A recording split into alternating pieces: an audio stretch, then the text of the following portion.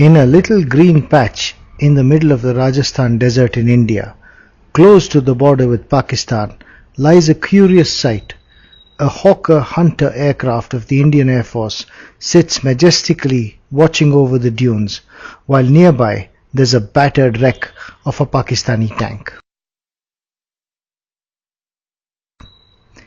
These are part of a memorial of the Battle of Longewala, in which the intrepid fighters of the Indian Air Force defeated a massive Pakistani tank thrust using air power alone in a unique feat that was not repeated until nearly 30 years later in the First Gulf War.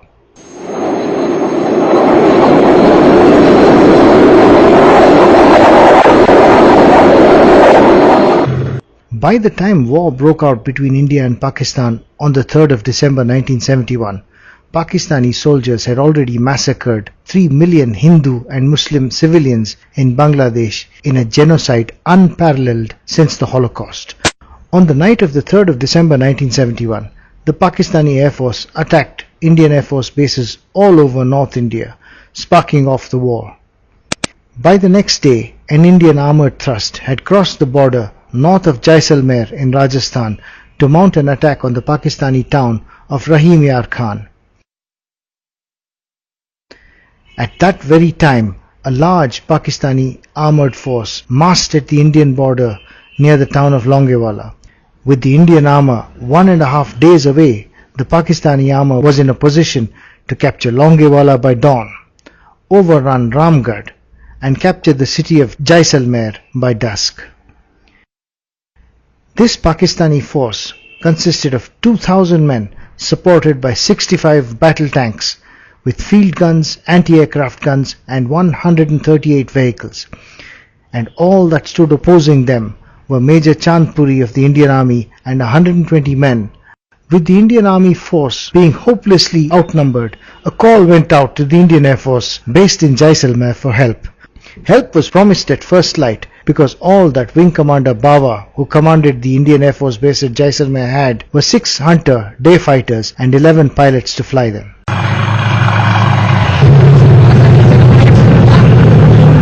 All through the night of the 4th of December, Major Chandpuri's men heard the noises of Pakistani tanks amassing.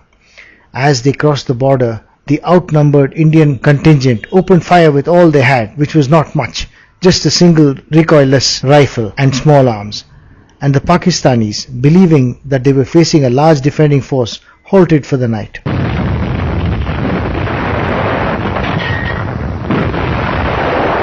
But at the break of dawn, the Pakistani juggernaut rolled on, little knowing that they would be used as an example to rewrite the history of warfare.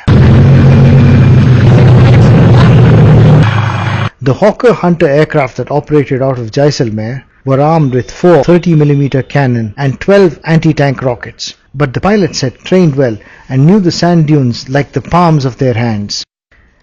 The first 2 pilots took off at first light and were guided by an observer aircraft towards the attacking Pakistani armour.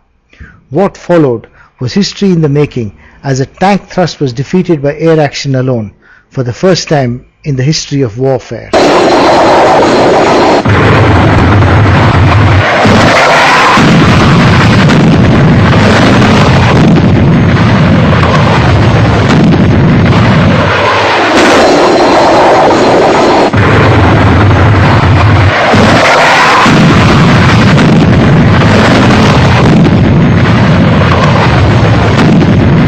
In one such attack, young Flight Lieutenant Suresh was fired at by a tank main gun. The shell exploded under his aircraft and he lost control. His aircraft brushed a sand dune and lost part of its tailpipe. Stricken, the aircraft struggled to stay in the air, but Suresh managed to make it back to base, guided by Sherwin Tully in the Hunter accompanying him.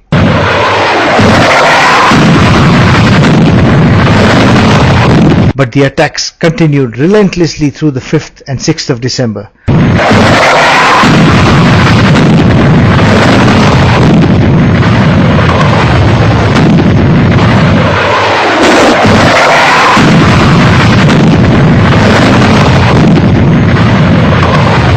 The Pakistani tanks, exposed like plucked chickens, made desperate weaving maneuvers in the sand, creating a track pattern that was caught in a historic photograph like spaghetti in the sand.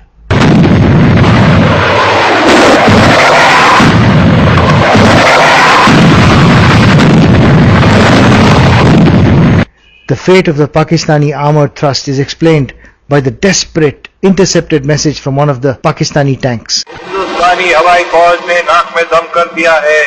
एक हवाई जहाज जाता है और दूसरा आता है और 30-30 मिनट ऊपर नाचता है। 40% फौज और सामान हलक और तबाह हो चुका है। आगे जाना तो क्या पीछे मुड़ना भी मुश्किल हो गया है। जल्दी हवाई फौज मदद के लिए भेजो वरना वापस मुड़ना नामुमकिन है। In the end, the Pakistani attack was driven all the way back to where they came from, leaving in their wake 52 Pakistani tanks destroyed or damaged.